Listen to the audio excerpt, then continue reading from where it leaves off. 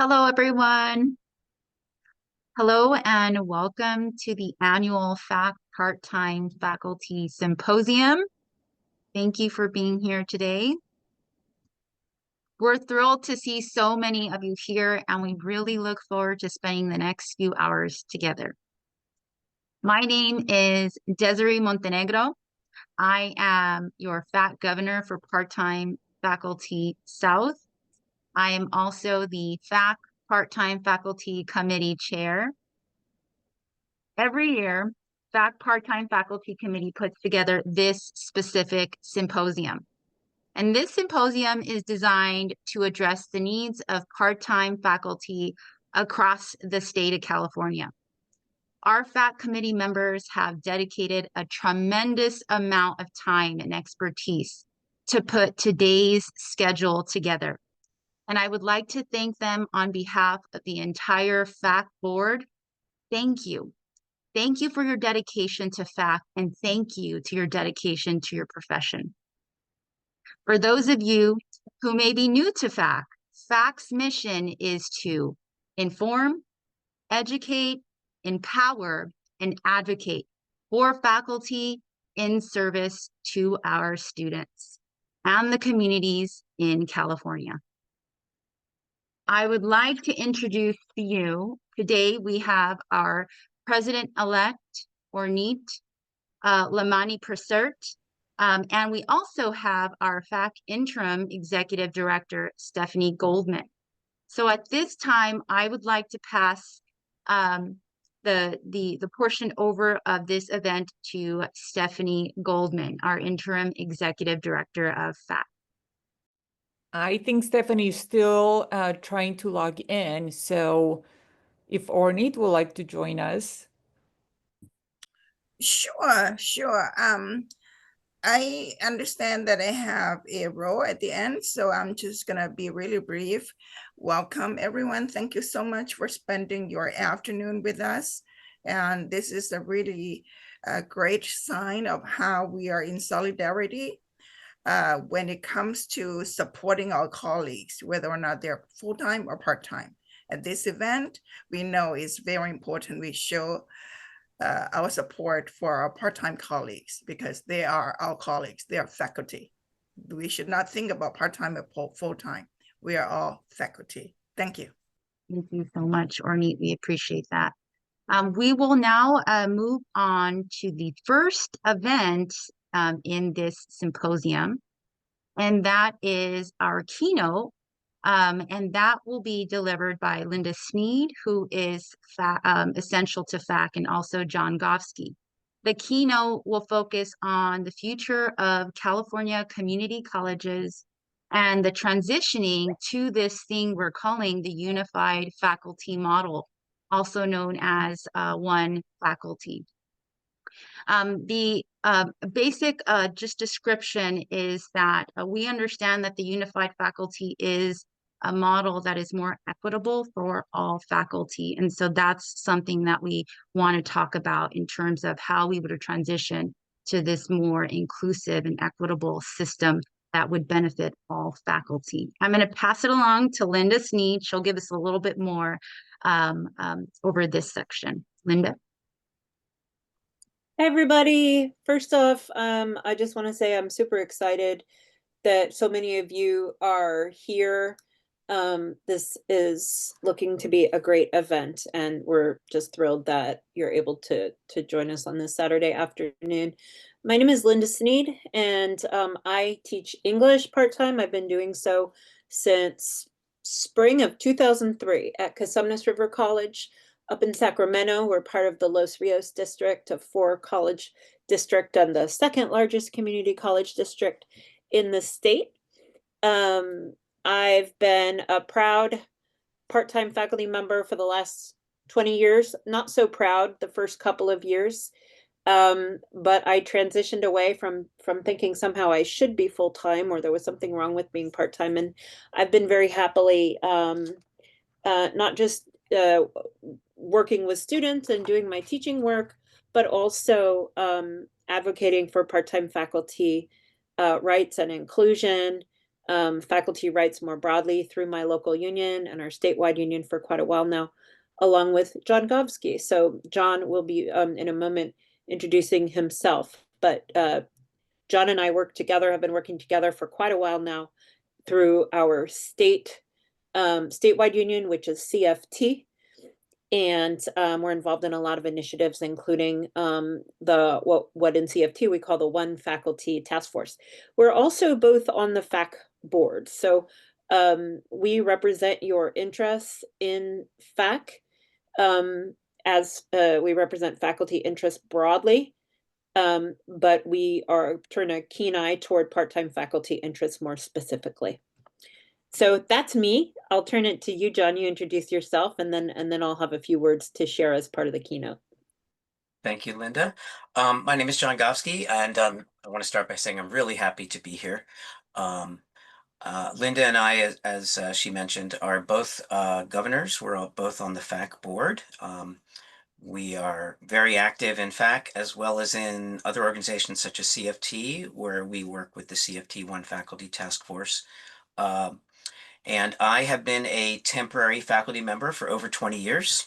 And as Linda said, at a certain point, you may realize that perhaps, getting that full-time position is not necessarily your goal. So by looking at it that way, I felt very liberated to be a very outspoken advocate for part-time faculty, because I really don't worry what people think in terms of, oh, am I going to say the wrong thing and not get that full-time job? But at any rate, I'm really happy to be here. I'm glad that FAC is doing this. I think FAC is a fantastic organization, and I just want to thank the organizers of the event. And I'll turn it back over to Linda. I want to ask you to start with me by doing a little bit of visualization.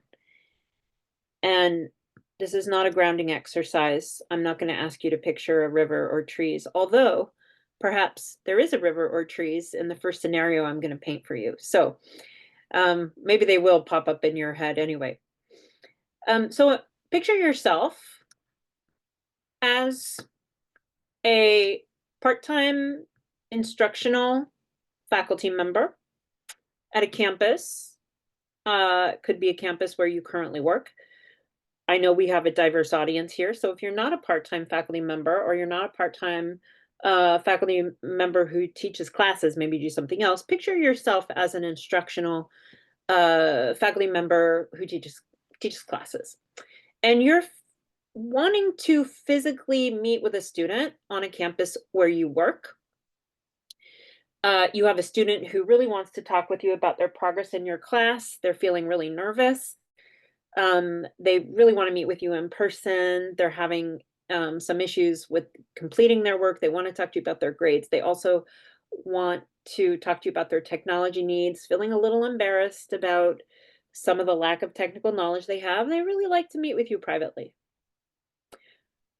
Where can you go on your campus that will be safe, it will be comfortable, and it will be private, to preserve that student's right to confidentiality and to make sure that they feel they can share with you whatever it is they need to say? What if you had an office that you knew that you could use whenever you needed it at times that matched not only your schedule but students' needs? An office that isn't a cubicle in an open space with a lot of loud noises and people coming and going, or a room with several colleagues in it, possibly trying to meet with their own students in that shared space. And what if you knew that you would be paid for the time that you spent with that student? You would be paid at the same rate as your full-time faculty, instructional faculty colleagues who are obligated to hold office hours to meet with their students every week. Here's another scenario. Picture yourself in the work that, if you're part-time faculty, you currently do, whether you are instructional, you teach classes, or maybe you're a counselor or you're a librarian, you work with students directly in another capacity. It's midway through the semester and you're looking at how students are doing, and you realized, there's one group of students you just noticed they share some features, some characteristics and they are not doing as well as you hoped that they would. And you're thinking it's early enough. It's early enough in the semester. We could turn this around. You want to get some additional training. You want to talk to colleagues. You've noticed names of some workshops that sound perfect to help you reflect on your ways of working with the students. How can you learn more? You're a busy person, and if you're going to engage in additional learning, you'd really like to be paid for it. You want to learn more now. What if you had access to the same professional development opportunities that are happening all around you throughout the semester, through your college, through your district, and beyond, and you were paid for this additional learning? What if you were even expected to participate in these opportunities and you were warmly welcomed to do so, and you were paid, not only paid, but paid at the same rate as your full-time faculty colleagues for this work? You may be one of the lucky few for whom both of these things are true. Chances are good, however, that at least one of these scenarios, or the glorious future that I have been sketching out, in which you have all the same access and compensation as your full-time faculty colleagues. This may be surprising to you, or maybe you've achieved some of it. This sort of thought exercise or this visualization is something that we want to encourage you to begin doing today if you've never done it, as you learn more about this so-called unified faculty model or future. In fact, we're calling it unified faculty model. Other organizations are giving it a different name, but we're all conceptualizing pretty much the same future. Whether it's called one faculty, or it's called one tier, or moving away from two tiers, or it's called the united faculty system. Even you may sometimes hear the term Vancouver model, after a model in Vancouver, Canada. We're referring to the same thing. People are referring to the same thing. And this is something that you can begin to take stock of in the college or colleges in the district or districts in which you work. Oh, what do you have access to as a part-time faculty member? And what do you have access to that you and your students need? What are you paid for that you and your students need? What kind of work are you doing, frankly, that ends up being volunteer work because you want to serve your students and you want to be the best educator that you can? But frankly, you're not getting the same support and you're not getting the same compensation as your full-time faculty colleagues. Our big question for you is, what would change if we lived and worked in a one faculty or a unified faculty system? What would change, not only for you and possibly your family, but also for your colleagues, both fellow part-time faculty and full-time faculty, maybe even classified professionals who work throughout your district? And crucially, what would change for your students if everything that's true for full-time faculty were true for you too, and the differences were simply the amount that you work? So I'm going to give you a list. I'm going to put it in the chat right now so that you can preserve this. You can copy and paste it. You can take a screenshot of it.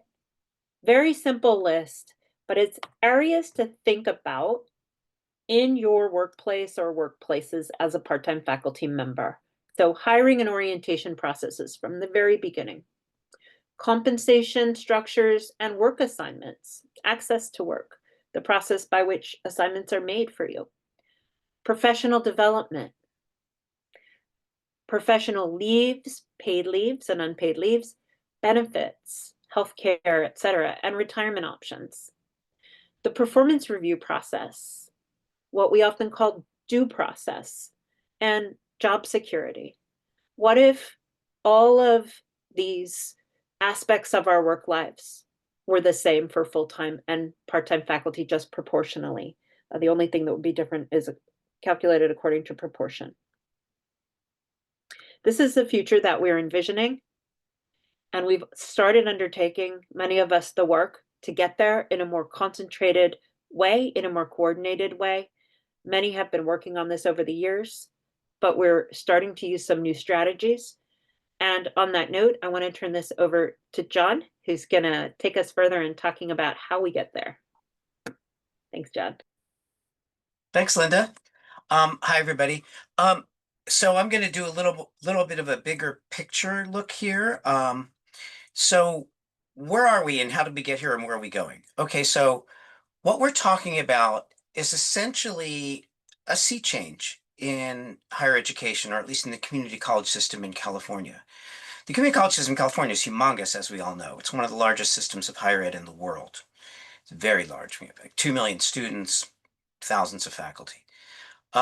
We have a really big role to play in the state of California.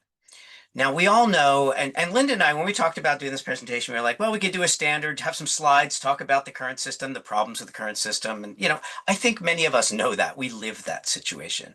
So we don't want to do that again. But my goal here, our goal is to show you a roadmap, some inspirational things that you can, we want you folks here in this audience to understand that we all have a role to play in really reforming higher education in California. I mean, let's be real here. This is a giant task that we're talking about. We're talking about changing the nature of our current two-tier or bifurcated faculty system into a true one-tier system where all faculty have the same responsibilities and duties and are paid from the same salary schedule proportional to load, have the same professional opportunities for training and professional development, have the same amount of time we can spend with our students, right? I mean, it's what we have right now is a system that none of us would have designed from scratch. It has devolved over 50 years to the system where we have the overwhelming majority of faculty simply are exploited and do not have the resources to serve our students properly. It's a really bad system for students. It's a bad system for faculty. It's a bad system for our institutions. And so this is a movement to change that. Now, many of us have worked for years, around the edges, trying to get more pay for part-time faculty, trying to get more professional development opportunities for part-time faculty, trying to get more, a more fair assignment process and so forth. And what we have seen is that we have made incremental progress here and there. But when you look at the overall balance in the system of full-time to part-time faculty, nothing has changed in 40 years, even though we have this 75-25 goal. And that 75-25 goal, that 75% of credit instruction should be taught by full-time faculty. I mean, why is that even our goal? It's not based on anything except an arbitrary number. So what we're looking at is really shifting the narrative here and saying, you know what? We need to get back to where we were 50 years ago, before we had this army of temps teaching our students. That's what this is about. And the good thing is, things are really moving. And in large part, due to FACC. FACC has a very important role to play in this movement. So a couple of years ago, at the California Federation of Teachers, we passed a resolution saying that the CFT shall establish a task force to develop a strategic plan to move our system to a one-tier system. When that happened, other organizations took notice. FACC, and I didn't even realize this till I got more involved with FACC at the board level. FACC's part-time committee had also been working on moving FACC in this direction. And now, so we have the large unions, we have the CFT and the CTA, the Community College Association of the California Teachers Association, and the California Federation of Teachers, the two large 800-pound gorillas, are on board with this movement. FACC, which is an association which, as we may know, predates the unions and is extremely important in terms of dealing with legislative efforts in Sacramento, is on board. And we're now working on getting the Senate, the Academic Senate, the ASCCC on board. And in large part, due to conversations that people from FACC, especially, shout out to Wendy, in large part, the Senate is starting to be open to this idea because of conversations from FACC and other people. So what we're looking at is a movement. All right, I'm going to call it a social movement. I have a background in, I've worked in social movements for most of my life. And that's the way I look at this organizing. And if you think of a roadmap and you think of how are we going to make such basic changes to our system, well, we have to figure out how to get all the stakeholders on board. Okay, so let's say we have the unions, we have CFT, CTA, CCCI is on board. Now, that, by the way, CCCI folks, I love your new website. I just went there a little while ago, And I noticed that I think in the old website there was a statement about supporting one tier, and in the new one there's not. I guess that's just because of a redesign. Great website, but we need to get more messages out there from all the unions. And then FAC, of course, has a fantastic page on the one faculty support and with links. So I encourage you to go to that. So we've got the unions, we've got FAC. We're working on getting the ASCCC on board, and that's going to be a process. Those of you who are at the part-time faculty institute recently maybe saw the presentation from Wendy, as well as Stephanie Curry, the Secretary of the Senate, and Carol Whaley, who's on the part-time committee of the Faculty Senate. And that was very well received. Now, of course, the audience was a part-time faculty institute, but the thing is, it was very well received. There were many other organizers and higher ups of the ASCCC there seemed to get a pretty good reception. In fact, my understanding is as we speak, there may be a resolution debated right now at the plenary on one tier.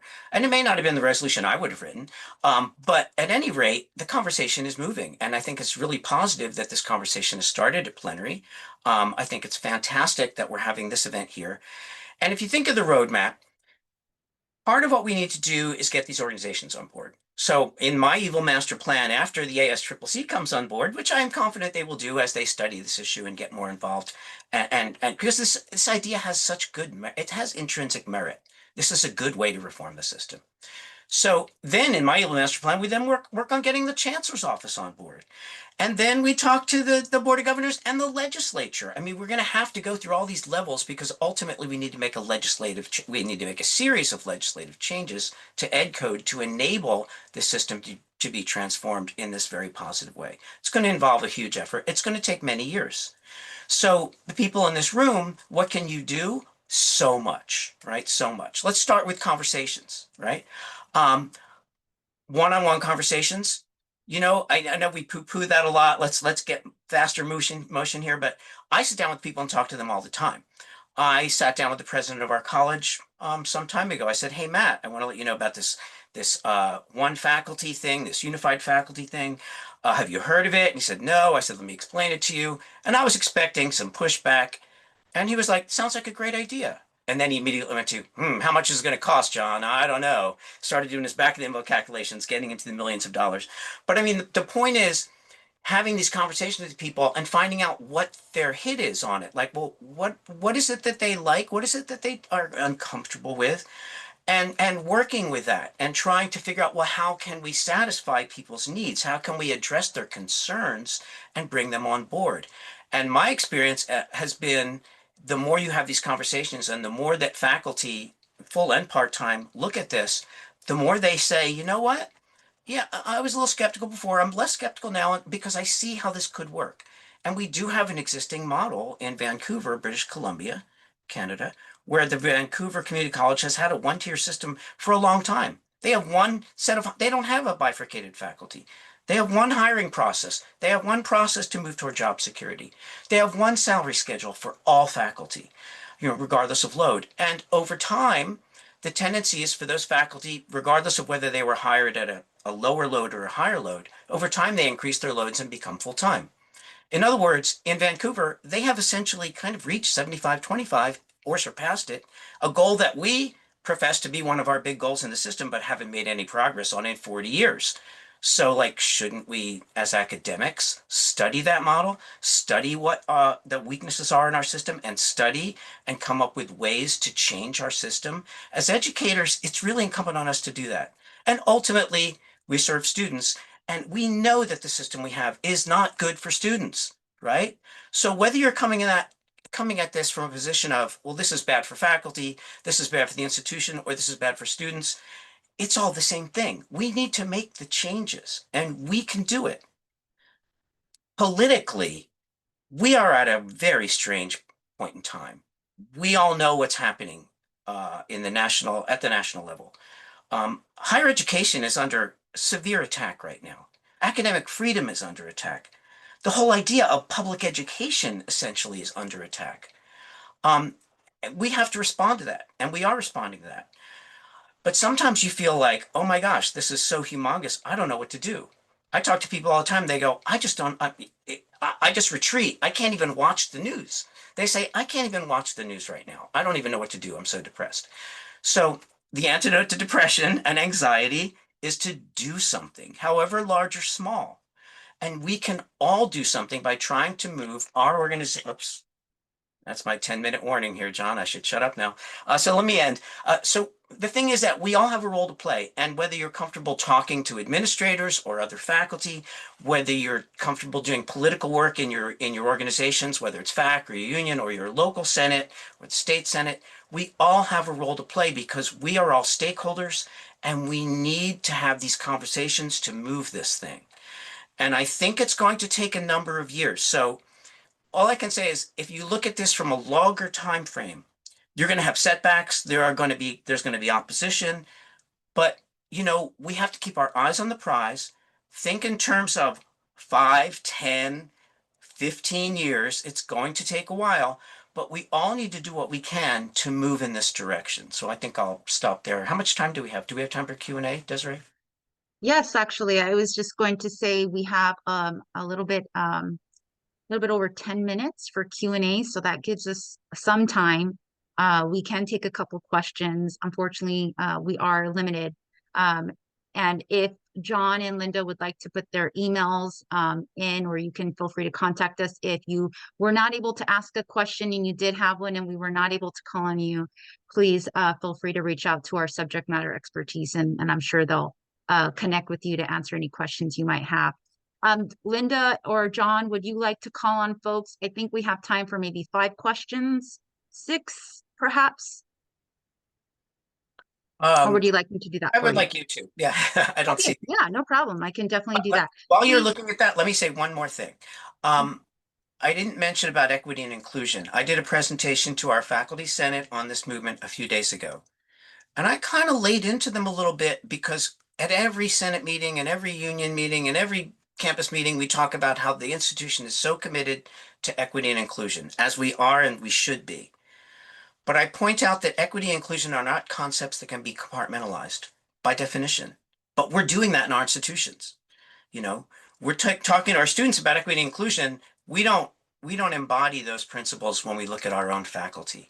And I think we need to point that out more. So I'll stop there. Thanks. So please just raise your hand if you have a question. I'll go ahead and call on you. When I do call on you, please make sure that you indicate who this question is directed towards, either Linda or John or both. Hey, so I'm part of FAC in the part-time committee, so I am familiar with our one faculty, one tier united faculty models, all the names for it. And I was wondering at this point if we would know what would happen to current adjuncts if they would have to go through a rehire process, and in that process possibly not get rehired, or would they be kind of grandfathered in, or is it too early to know? Linda, you want to take that one? Well, I would say I think it's too early, but I don't think any of us has an interest in risking any part-time currently employed and someone who would expect to continue to be rehired. That's usually the language we use, given our status as temporary employees. According to the California Education Code, we're rehired for each academic term when we work. I don't think any of us has an interest in jeopardizing people's current employment. So, but there's not like one master model sort of out there or a blueprint for how to achieve the kind of fairness and equality that we're seeking system-wide. What will be the product of legislation versus what will be the product of local contract negotiations, local changes to academic senate constitutions and bylaws, changes to local culture at the college level, the department level. There are so many pieces to this that I think we couldn't answer that question, but just know that the spirit in which many of us are undertaking this is, yeah, we want to protect and honor the people who are currently working as part-time faculty, and the model should actually do that probably better then simply pursuing, as John pointed out, the achievement of that ever elusive 75-25 goal set in 1988, whereby 75% of instruction would be performed by full-time faculty and no more than 25 by part-time.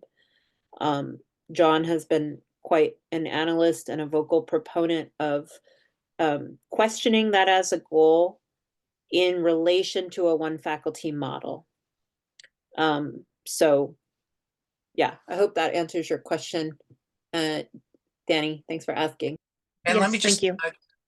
let me just jump in and say, you know, we don't have the exact answer to that question, but essentially this is going to be a very long-term process. A transition will happen over the course of years. I mean, assuming success, which I do. So I think if you're looking at a very fast transition where there could be more dislocation, that's one thing. But I think this is not going to be a transition that happens quickly. And so I think that naturally the tendency for dislocation would be less because this is going to be gradual. And, you know, everybody involved here wants to do this in the most respectful way for existing faculty. And I don't think anybody wants to take anything away from anybody who's full or part-time, right? We don't want to diminish the status of our full-time faculty either. So I think that we all have the goal of making this a smooth transition. It's going to be bumpy at some point, again, assuming success. But I think it's going to happen slow enough so that I don't think we'll see that much dislocation in an individual level. I think we'll work to mitigate that. I think that's a great problem, and I really hope we have it to deal with. And that's right. I had a question. I'm so glad to see CFT and CCA and CCCI and FAC and everyone getting behind the one tier. Who is going to, or hopefully everyone, take that message to the chancellor's office, to the board of trustees, and say, hey, you guys should support this too, because they usually are the major opposition. How is that going to go? Well, the way I see it, there is a natural progression of the stakeholders coming on board. So we have the unions, essentially, we have FAC. The Senate, to me, is the next natural stakeholder to start looking at this and hopefully come on board. I think if the unions and FAC and the Senate are all on board with the same message, I think that's the pressure point that then we go to the chancellor and we say, you know what? Vision 2030, great idea. Here's Vision 2035. Let's talk about Vision 2035. Maybe Vision 2040. I don't know. Hopefully not. But I mean, seriously, I think that in my mind, we're going to get the chancellor only after we have the other stakeholders, the unions, FAC, and the Senate firmly on board. Then we go to the chancellor. And this doesn't have to happen in parallel. I mean, a lot of this can happen at the same time. But I see that we're not going to probably move the chancellor's office unless we have those other major stakeholders on board. Then I think we can move the chancellor's office to embrace this idea. And then I think we'll have the leverage to get serious legislative stuff through. But I do see that as a bit of a progression. Oh, can I offer just an addition to that answer before we get to the next person with the hand up, or Neat? Which is that I think what David asked is a really good question. John's answer makes a lot of sense. And an important way that we're going to achieve that is that sort of like what some of us like to think of as rowing together. All the stakeholders rowing together. We're in different boats, different size boats, but we're all working to get to the same place, is through very deliberate coalition building. So something that we've been working on within CFT, and FAC is also very interested in achieving, is some more formal ways of bringing together representatives from all of these different groups, statewide groups, to be moving the work locally and moving the work together at the statewide level. So that's something to be looking for on the horizon. Whatever groups you're involved in, if you're active in your local union, if you're not, consider doing that, or your local Senate, and looking for signs of opportunities to jump in and be coordinating with other folks throughout the state. And thank you for asking such a great question, David. you probably know that you are a huge and powerful group of faculty. You teach, you counsel students, more of you are in the library than full-time faculty.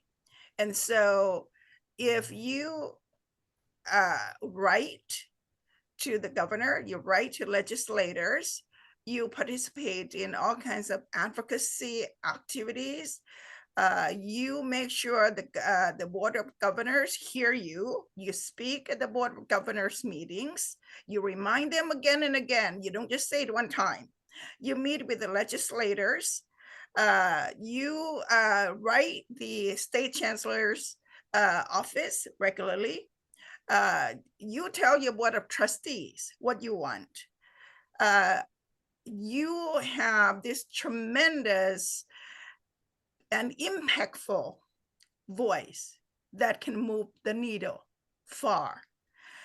However, on another level, I want to tack on to what John and Linda said. FACCC and union leaders from CFT, CTA, CCI, a whole bunch of different groups, ASCCC, are at the consultation meeting with the chancellor's office. So we have a seat at the table, all of us, 18 groups, 18 of us have seats at the table when it comes to the consultation council meetings. So make sure you tell your campus representatives what you want. And please don't just tell them one time. Be nice. Don't nag them too much, but do remind them regularly. People are busy. I think the saying that says the squeaky wheels get the grease is true. Just need to keep at it. Thank you. Thank you so much. Thank you, Linda, and thank you, John, for that amazing keynote and the questions that you were able to answer. For folks who had questions and didn't get them answered, I just wanted to remind you that Linda and John's contact information is in fact in the chat, and they have invited folks to reach out to them if you have any pending questions. So at this time, I'd like us to shift over to the 1:40 to 2:30 concurrent session we have planned. It's titled Understanding the Shift. What does the unified faculty model mean for part-time faculty? Welcome back, everyone, and I would like to welcome you to our concurrent session 2, which will run from around 3:01 to 3:45. We have 2 concurrent sessions. The first is Enhancing Student Success, the Role of Part-Time Faculty in the Unified Faculty Model.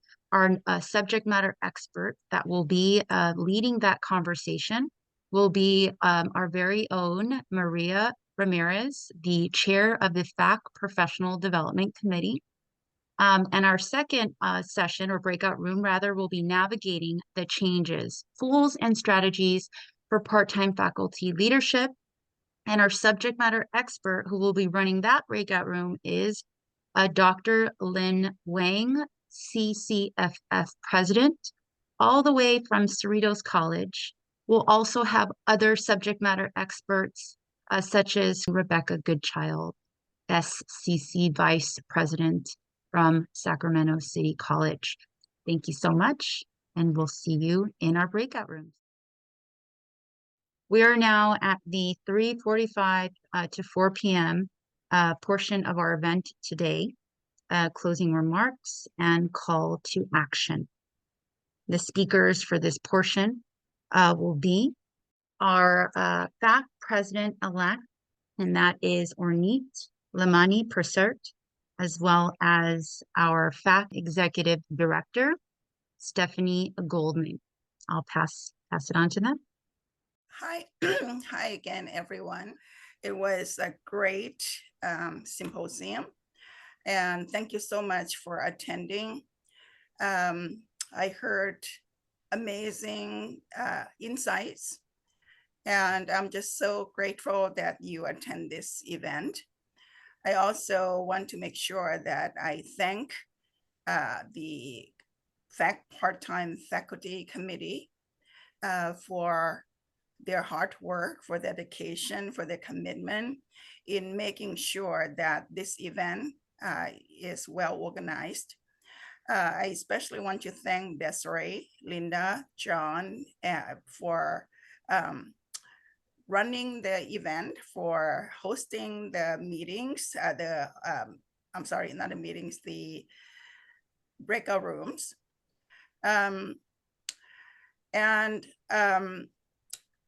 Please join me in expressing our gratitude to the staff, Anna and Lydia, for all the work that they did behind the scenes to make sure that this event goes smoothly.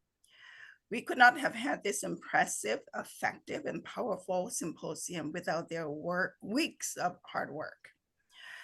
So on the topic of behind the scenes support, I should also share that the FACC board adopted a statement of support for the principle of a unified faculty model for the California Community Colleges system in September 2023. We have a great board. We were ahead of the time, I think. Further, the board turned their support into action by creating a task force to explore the best way to implement a unified faculty system in the California community colleges. And the board charged the task force with creating a substantive research-based paper. And that led to a paper titled A Unified Faculty Model, the remedy for decades of failed education reform in the California community colleges, which is written by FACC's past president, Dr. Debbie Klein. You can find this paper and more on the FACC website. FACC knows part-time faculty are the backbone of the California community colleges and play an important role in student success. As we know, more than half of the courses and counseling and librarian sessions in our system are conducted by part-time faculty. We know full-time, part-time faculty do the same work. Please be assured that FACC stands with part-time faculty in this effort, in this movement, and we are with you. We advocate for you wherever we are, at the Capitol, at the State Chancellor's Office, and at the California Board of Governors. Thank you again for attending the symposium and for joining this movement. Awesome. Thanks, Sorenit. Good afternoon, everyone. I'm Stephanie Goldman. Now I'm the executive director. I got to drop interim, which is nice, of the Faculty Association. I am so appreciative of everybody spending your Saturday afternoon doing this incredible professional development. It shows your dedication to the profession, to your colleagues, to your students, and it's incredible. So to echo some of what our incoming president said, congratulations, Desiree, part-time committee, and Lydia for putting on such an incredible event. And thank you for inviting me to say a few words. So as we draw to a close, I want to take a moment to take it all in because there was a lot on the agenda today. You all got through so much. I can't even imagine how productive your breakout rooms were.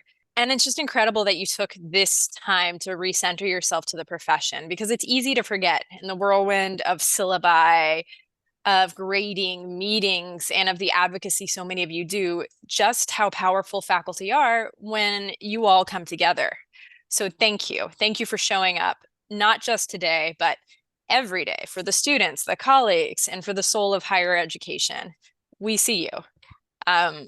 We see the early mornings, we see the late nights, the juggling multiple campuses, the office hours held in coffee shops and card trunks, and whatever you need to do to support your students, even without the stability recognition or the compensation that all of you deserve.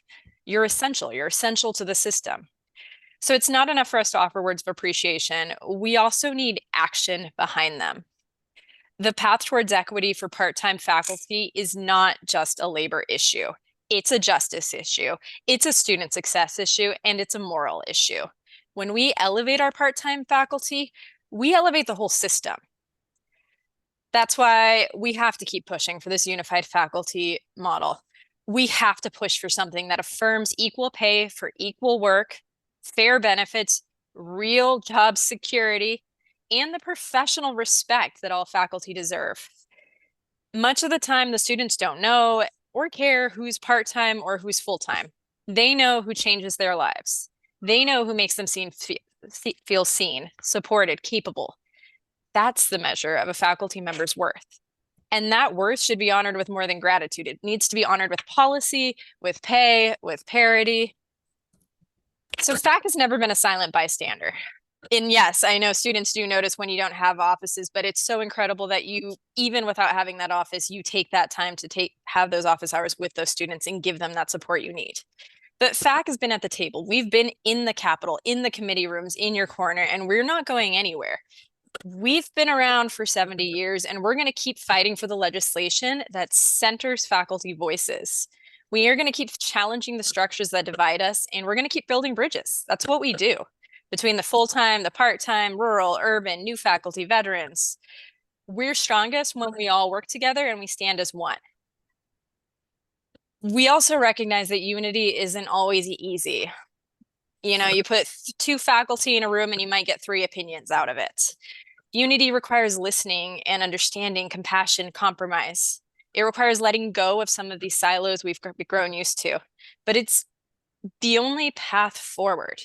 If we want a future where all faculty thrive and not just survive, then we have to stand shoulder to shoulder and say enough with the divide and conquer tactics, enough with the institutional inequities. We are one faculty and we're not going to be ignored. So thank you so much, everyone here. Thank you for your work, your wisdom, your passion, and most of all, thank you for your power. I hope that today empowered you and gives you the confidence to go back to your campus, not only as faculty members, but as advocates. The fight isn't over and neither are we. So every one of us needs to leave together, not just inspired, but activated. And I'd love to invite anyone with any questions, concerns, who want to get involved on this side of it, please contact me. We'd love to have you involved in all of this. Thank you. Thank you everyone for being here. We so appreciate you. And this event wouldn't have been what it is without you. So I did want to do a shout out talking about opportunities for part-time faculty. I myself have been a recipient of these, the Great Teacher Seminar scholarships that are designated for part-time faculty. And I've been both to San Diego as well as Monterey. And I can tell you both were exceptional experiences. I strongly encourage you to apply for these scholarships. And one of the deadlines is April the 30th, which is around the corner. And the other one is May the 10th. They're life-changing. I went to both at a time where I needed to reinvigorate and get remotivated. And it certainly got way more than I had anticipated or expected. I was ready to get back into the classroom. So I strongly encourage you to apply to those. Thank you so much. We're thrilled to have you here today, and we look forward to seeing you again. Remember, the part-time committee here at FACC is a strong committee, and we have multiple events. And we hope that you will look out for more of these events and register and attend. So thank you for coming to today's symposium.